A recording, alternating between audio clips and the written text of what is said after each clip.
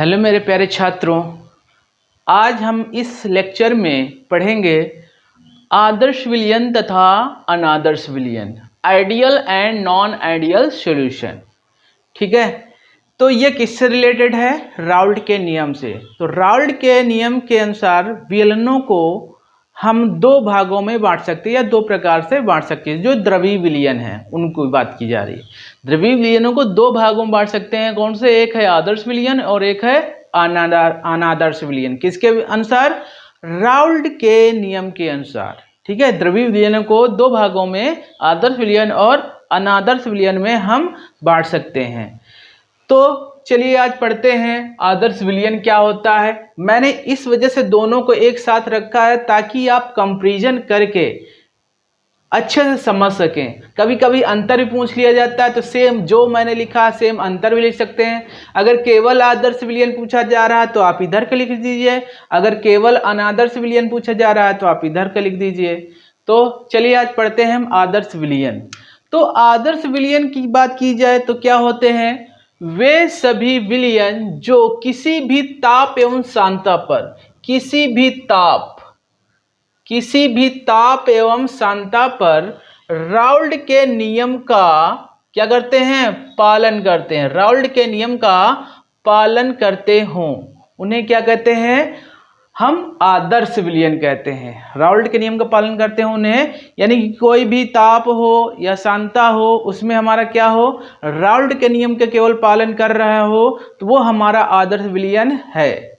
ठीक है, इतना आप गांठ बांध लीजिए दिमाग में। ठीक है, चलिए समझते हैं। हम जो हमारे दो अवयव मानते हैं, अवयव मतलब विलेय और विलायक मान लेते हैं, ए और बी हैं, से बने विलयन को आदर्श विलयन तभी कहेंगे जब ये सारी शर्तें वो पूरी कर रहा हो। अगर पूरी नहीं कर रहा है तो वो हमारा आदर्श विलयन नहीं है। पहली शर्त हमारी क्या है? कि विलयन राउल्ट नियम का पालन करता हो, जो कि ऊपर हमारा दिया, किसी भी ताप एवं सांद्रता पर राउल्ट के नियम का पालन करता हो। तो राउल्ट का नियम का क्या होता है? आपको मैंने पढ़ाया। राउल्ट का नियम क्या होता है? P बराबर क्या होता है? PA प्लस PB, या उसी को हम क्या ब्रैकेट में बंद कर सकते हैं, क्या कह सकते हैं? वाष्प दाब बराबर क्या होता है? P नॉट A XA और P नॉट B XB, ये भी हम कह सकते हैं। तो राउल्ट का नियम हमारा पालन करता हो तभी हमारा क्या होगा? आदर्श विलयन होगा। दूसरा पॉइंट क्या हमारा? दोनों अवयवों ए और बी को मिलाने पर, जैसे हम कोई भी विलेय और विलायक लेते हैं उनको मिला देते हैं तो विलयन का जो आयतन है अवयवों के आयतन के योग के बराबर होना चाहिए। जैसे मान लीजिए मैंने यहाँ पर 1 लीटर जल लिया और 500 ml मैंने क्या लिया? अल्कोहल लिया। 1 लीटर जल 500 ml अल्कोहल, तो दोनों के मिला के क्या हो जाएगा? 1.5 यानी 1.5 लीटर बनेगा हमारा मिश्रण। बनेगा कि नहीं बनेगा? तो वही चीज है, यानी कि जो विलयन बनेगा 1.5 लीटर ये और इन दोनों के आयतनों के बराबर होना चाहिए। यानी A प्लस B का जो आयतन है वह किसके बराबर होना चाहिए? बने हुए विलयन का बराबर होना चाहिए। तो वही चीज है, दोनों अवयवों A और B के मिलाने पर विलयन का आयतन दोनों अवयवों के आयतन के योग के बराबर होना चाहिए। यानी इधर का और इधर का, यानी जो हमारे अभिकारक, जिसे हम रिएक्शन समझें, जो हमारे अभिकारक और उत्पाद जैसे बराबर होते हैं ना अवयव, वैसे यहाँ पर भी दोनों के आयतन हमारे बराबर होने चाहिए। यानी कि अगर A और B को जोड़ा जाए, A प्लस B को जोड़ा जाए आयतन, वो AB के आयतन, यानी AB का मतलब है विलयन के आयतन के बराबर होना चाहिए। तो वही यहाँ पर ये बना हुआ है, क्या है? जो हमारा आयतन का मिश्रण है किसके बराबर? 0 का मतलब ये है तो इधर का आयतन और उधर के आयतन दोनों बराबर हो गए तो 0 हो गया। ठीक है, फिर इसी प्रकार है C नंबर, दोनों अवयवों को मिलाने पर, यानी कि जो उनकी ऊर्जा होती है, ठीक है, जो ऊर्जा होती है उनकी क्या होनी चाहिए? बराबर होनी चाहिए दोनों की, यानी कि ऊर्जा एंथैल्पी परिवर्तन क्या होनी चाहिए, बराबर, वो क्या होना चाहिए, जीरो होनी चाहिए। एंथैल्पी परिवर्तन क्या होनी चाहिए, जीरो होना चाहिए। अर्थात ना तो ऊर्जा नष्ट हो और ना ही हमारी ऊर्जा बने, ये दिमाग में आपको रखना है यहाँ पे, ठीक है। ना तो ऊर्जा बने ना ही ऊर्जा नष्ट हो, यानी कि जो एंथैल्पी परिवर्तन है, जो ऊर्जा का है परिवर्तन, जिस परिवर्तन में जैसे मान लीजिए 10 ऊर्जा इधर है तो 10 ऊर्जा उधर भी, यानी कि जो हमारा परिवर्तन है बिल्कुल ही नगण्य होना चाहिए, ठीक है। क्या होना चाहिए, जीरो होना चाहिए। डी हमारा क्या है, शुद्ध अवयव में अंतराणुक जो आकर्षण क्रियाएं हैं, यानी कि जब अणुओं के मध्य में जो आकर्षण बल वाली जो क्रियाएं हैं, ए और ए के बीच, बी और बी के बीच प्रकार की होती हैं, जबकि विलयन में ए बी प्रकार की अन्योन्य क्रियाएं भी होती हैं। यानी कि जब हम अलग अलग रहेंगे रखेंगे ए को तो ए के बीच में क्रियाएं होंगी, बी की तो बी की क्रिया, लेकिन जब हम दोनों को मिला देंगे तो ए और बी के बीच अन्योन्य क्रियाएं होंगी, तभी वो हमारा क्या होगा, आदर्श विलयन होगा। जैसे उदाहरण है बेंजीन और टॉलुइन का, एथेनॉल मेथेनॉल का, क्लोरोबेंजीन और ब्रोमोबेंजीन का। तो ये हमारे सब क्या हैं, आदर्श विलयन के हमारे क्या हैं, उदाहरण हैं या पॉइंट हैं, और ये आदर्श विलयन के हमारे क्या हैं, इतने उदाहरण हैं। और भी बहुत सारे हैं, तो जो कुछ आपको बताया जा रहा है यहाँ पे, तो ये सारे पॉइंट आपको क्लियर करने हैं, ठीक है। अब सेम जस्ट अपोजिट इसी का अनादर्श विलयन, वे सभी विलयन जो किसी ताप एवं सांद्रता पर राउल्ट के नियम का पालन नहीं करते हैं, उन्हें हम अनादर्श विलयन कहते हैं। यहाँ पे पालन करते हैं, यहाँ पे नहीं पालन करते, पालन करते हैं आदर्श, नहीं पालन करते हैं अनादर्श, याद रखिएगा। दो अवयव ए और बी बने विलयन का आदर्श विलयन तभी कहेंगे जब वो निम्न शर्तें हमारी ये पूरी कर रहा हूं। शर्त नंबर 1, विलयन राउल्ट का नियम का पालन नहीं कर रहा हो, यानी कि जो हमारा विलयन हो वो हमारे राउल्ट का नियम का पालन नहीं करता हो, तभी हमारा क्या होगा, राउल्ट का नियम, वो क्या कहते हैं, अनादर्श। दोनों अवयवों ए और बी के मिलाने पर जो आयतन का अनुपात है वो बराबर नहीं होना चाहिए, यानी कि बराबर हो गया तो हमारा क्या हो गया, राउल्ट के नियम। बराबर नहीं है तो हमारा क्या है, क्या है, ये हमारा यानी आयतन जो है डज नॉट इक्वल टू ए और बी के, है ना। दोनों अवयवों, यानी कि यहाँ पे हम क्या कह सकते हैं, ए का आयतन प्लस बी का आयतन does not equal to A B का आयतन, ठीक है, ठीक है। ऐसे जो यहाँ पर है, यानी इसका वी ए और V B does not equal to V A B के, यानी कि जो हमारा आयतन है इन दोनों के आयतनों के योग के बराबर नहीं होना चाहिए। इसी प्रकार दोनों अवयवों में ए और बी को मिलाने पर एंथैल्पी परिवर्तन जीरो के बराबर नहीं आना चाहिए, तभी हमारा अनादर्श विलयन होगा। सेम जस्ट अपोजिट है, यहाँ पे आना चाहिए वहां पे नहीं आना चाहिए, दिमाग में रखना है आप लोगों को, ठीक है।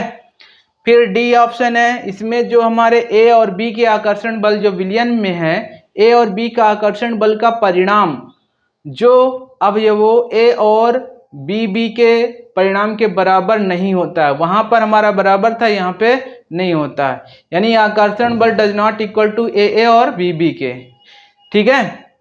उदाहरण क्या है, ईथर प्लस एसीटोन का विलयन, एसीटोन प्लस कार्बन डाइसल्फाइड का विलयन, तो ये हमारे हैं।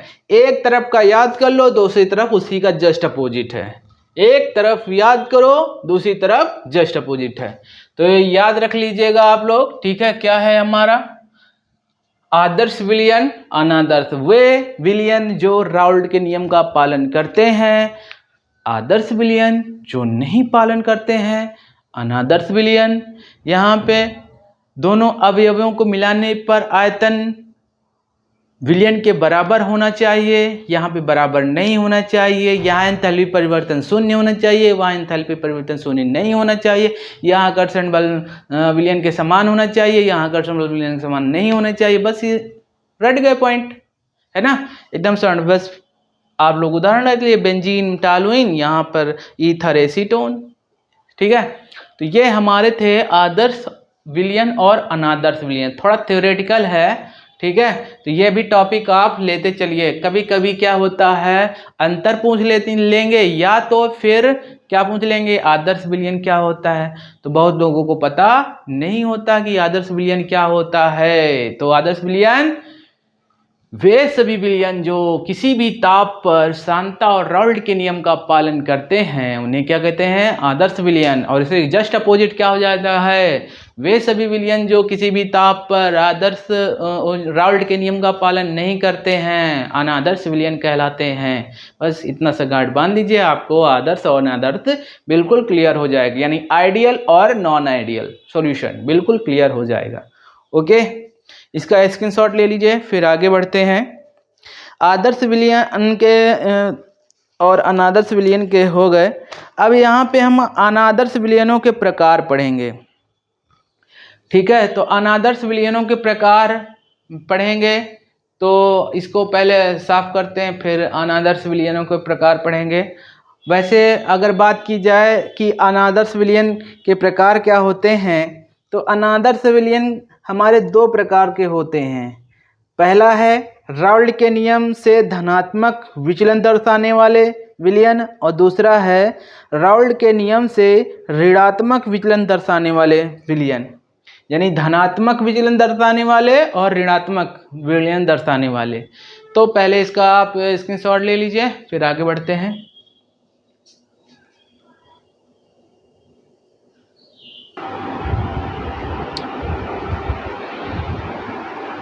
आदर्श विलयनों के प्रकार। आदर्श विलयनों के प्रकार को हम दो तरीके से मैंने बताया था, अभी इसके जस्ट पहले ही बताया मैंने कि राउल्ट के नियम से धनात्मक विचलन दर्शाने वाले, इधर है ऋणात्मक विचलन दर्शाने वाले।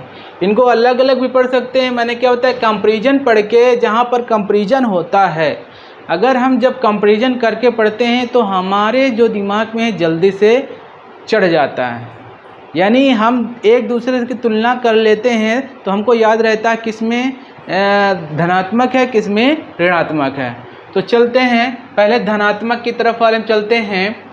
इन विलयनों में उपस्थित प्रत्येक अवयव के जो आंशिक दाब है, प्रत्येक अवयव कौन कौन से हमारे अवयव ए और अवयव बी, जो आंशिक दाब है राउल्ट के नियम से निर्धारित किए गए वाष्प दाब से अधिक होता है। यानी कि जो अवयवों के जो आंशिक दाब ये हो गए, ठीक है, आंशिक दाब हो गया ये पी ए और पी बी। तो राउल्ट के अनुसार कौन से हमारे आंशिक दाब थे, P naught A X A, P naught B X B, ये आंशिक दाब थे। उससे क्या होता है, अधिक होता है, ठीक है। इस प्रकार विचलन उन विलयनों द्वारा प्रदर्शित किया जाता है जिसमें ए तथा बी के मध्य अन्योन्य क्रियाएं ए बी के मध्य अन्योन्य क्रिया से प्रबल होता है। अन्योन्य क्रिया का मतलब ये होता है कि ए के बीच और बी के बीच जो आकर्षण बल होता है ए बी के मध्य आकर्षण बल से अधिक होता है।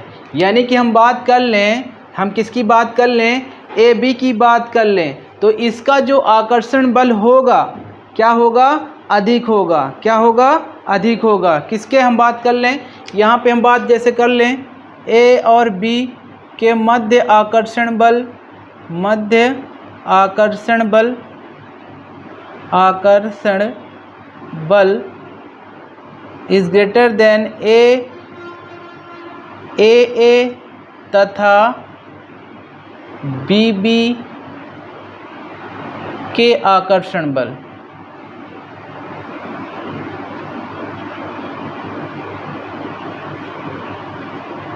ठीक है, यानी ए बी के मध्य जो आकर्षण बल रहा है वो ए के आकर्षण बल या बी के आकर्षण बल से कम होता है। तो याद रखिएगा कि इस प्रकार के विचलन उन विलयनों द्वारा प्रदर्शित किया जाता है जिनमें ए तथा बी के मध्य अन्योन्य जो क्रियाएं होती हैं ए बी के मध्य अन्योन्य क्रियाओं से प्रबल होती हैं। ठीक है, फिर नेक्स्ट पॉइंट क्या है हमारा, तीसरा पॉइंट क्या है, ए और बी अवयवों को मिलाने के बाद जो आयतन होता है वो क्या होता है, अधिक हो जाता है।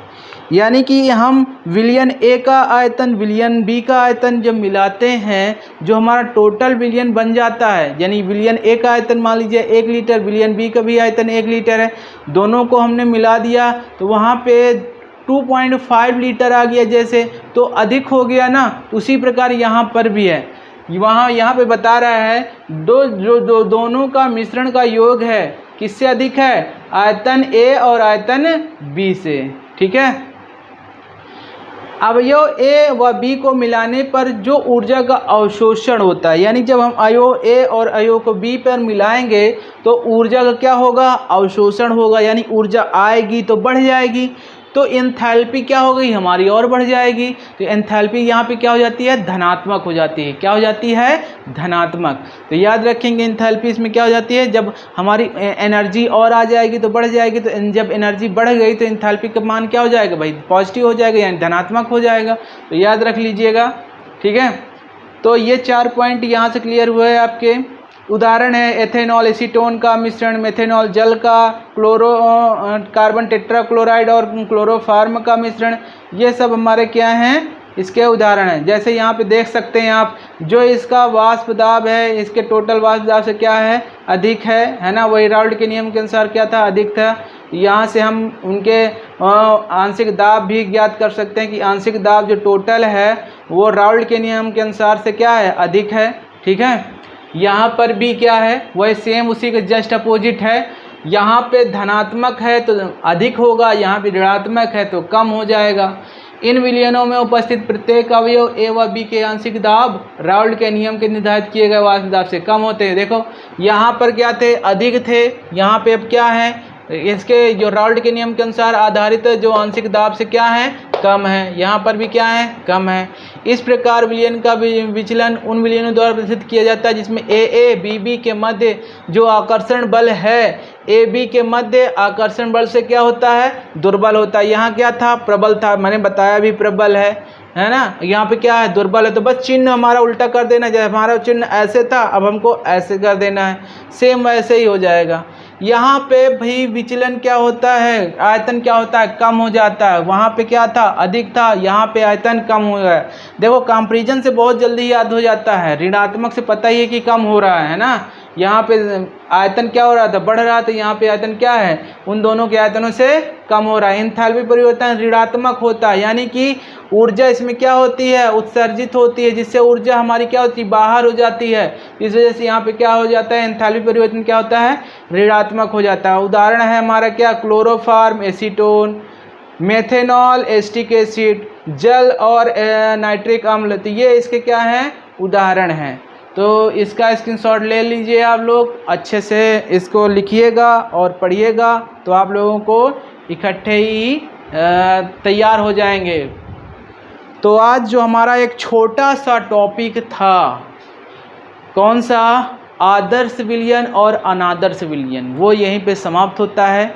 इसके बाद अब हमारे जो अणुसंख्यक वाले वाष्प दाब हैं उनमें अवनमन है, जैसे वाष्प दाब में अवनमन, हिमांक में अवनमन, क्वथनांक में अवनमन, तो वो हम नेक्स्ट टॉपिक वाइज पढ़ाएंगे।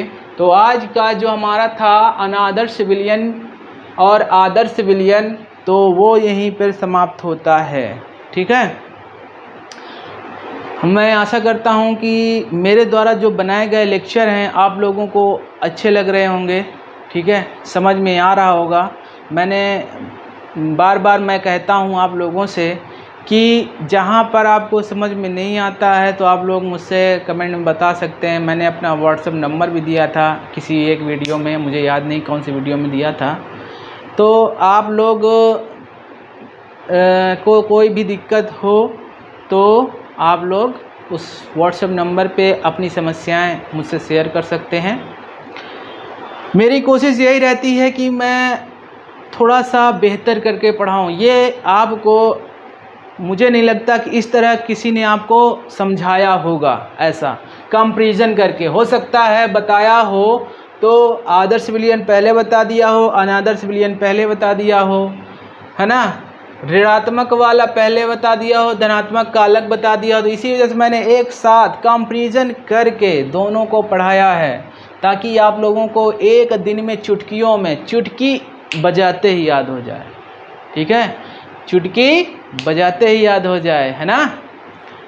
चलिए ठीक है, फिर आज की क्लास यहीं पे समाप्त होती है। चुटकी बजा के आप लोग भी अच्छे से याद करिएगा इसको। ठीक है, धन्यवाद।